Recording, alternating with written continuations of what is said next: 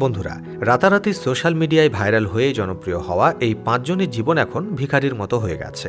একসময় তারা প্রচুর ভাইরাল হয়েছিলেন এবং অনেক টাকা উপার্জন করেছিলেন, কিন্তু সম্পদ আর খ্যাতি তারা ধরে রাখতে পারেননি। নিজেদের অহংকারের জন্য আজ তারা আবার রাস্তায় ফিরে এসেছেন এবং পয়সার জন্য হন্যে হয়ে ঘুরছেন।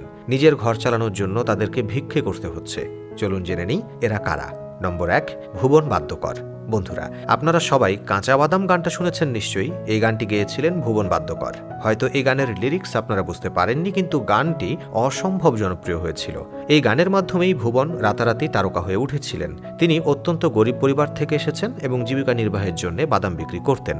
বাদাম বিক্রির সময় এই গানটি গাইতে গাইতে একজন তার ভিডিও করে সোশ্যাল মিডিয়ায় আপলোড করেন। তারপর তার ভাগ্য বদলে যায়, কিন্তু কয়েকদিন পর তিনি আবারও হারিয়ে যান এবং এখন তিনি কোথায় আছেন সেটা কেউই জানেন না। নম্বর 2, রানু মণ্ডল।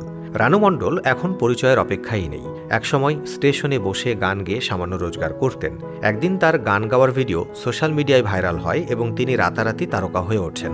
বলিউড সঙ্গীত পরিচালক হিমেশ রেশামিয়া তাকে তার গানের সুযোগ দেন, কিন্তু রানু মণ্ডল তার খ্যাতি ধরে রাখতে পারেননি। এখন তিনি কোথায় আছেন, কী অবস্থায় আছেন সেটাও অজানা।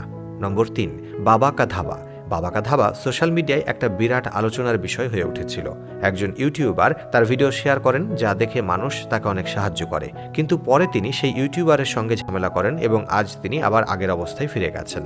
এখন কেউ আর তার খবর নিতে চায় না। নম্বর 4, সঞ্জীব শ্রীবাস্তব।